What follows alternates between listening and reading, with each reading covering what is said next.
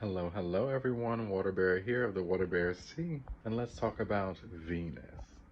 In astrology, Venus deals with what you desire, what you value, but she also rules over relationships, so she deals with what others value in you and what makes you most attractive. This is energetically attractive, but also physically attractive.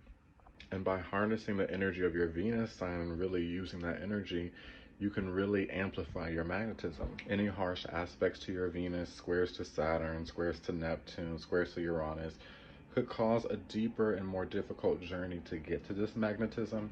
But I'm going to share sign by sign tips on how to really amplify your magnetism and attractivity based on your Venus sign. Check out the sign your Venus is sitting in and also the house it is in, because that's going to give you a lot of information. For Aries Venus or Venus in the first house, you are the most attractive when you are assertive, when you're a little bit impulsive, and when you get active. Your leadership qualities are very desirable, and the more you understand your identity and what you want, the more you can magnetize and bring into you. Venus in Taurus or the second house is the slow kind of love. You desire valuable things like good foods, good music, good fabrics. And you're most attractive when you take your time and really honor your self-worth and your skills. Venus in Gemini or the third house, you are attracted the most to communication, and through using your mind and your expression and the ways of communication, you can pull a lot of things into you. Doubt and mental insecurity are going to be the quickest ways to lose this magnetism. For Cancer Venus and Venus in the fourth house, your intuition is very, very desirable, more than you think. You help guide people and nurture people in the sweetest of ways.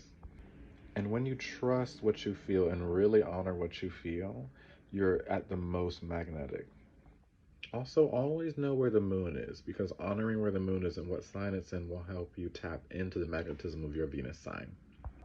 Venus and Leo's, Venus in the fifth house, you're here to shine. So when you're insecure about putting yourself out there, you're less magnetic. But when you value yourself and what makes you special, you shine and stand out. Please get out in the sun and make sure to accessorize with gold as well, ruled over by the sun. Venus in Virgo or the sixth house. When you get your routine in order, you're at your most magnetic. But if you let relationships and your life situation throw you out of order, this is when things can get thrown off. Venus and Virgos, you're here to be a bit more picky, and when you gain more discernment, you're able to attract in exactly what you're looking for. Venus in Libra or Venus in the seventh house, Venus loves being in this area. This gives you a really good charm in relationships, but you could easily lose this magnetism when you forget about yourself. The more you honor yourself and find ways to be harmonious with asking for what you want and balancing things out with others, that's the best way to be magnetic with Venus in Libra or the seventh house. Venus in Scorpio or the eighth house, you are the mirror Venus. However you feel about yourself is what you're going to be attracting in. If you're holding things in, you're very fearful or insecure about sharing your vulnerabilities, you're going to attract someone in like that, and you're going to be wondering why you're not able to get deeper with them. And until you embrace more of the darker aspects of yourself that other people may shame, your magnetism will be limited. Your power comes from what once made you feel powerless.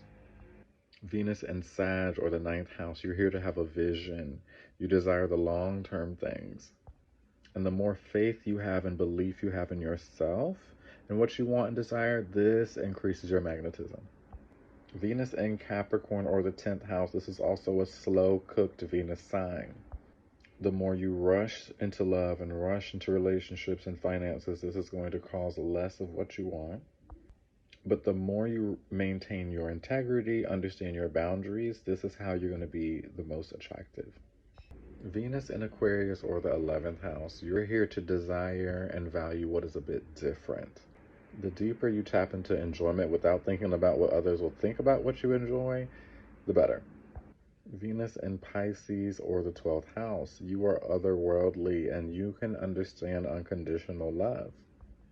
But you can easily be used for others' desires and what they dream of you and not fully seeing you for who you are.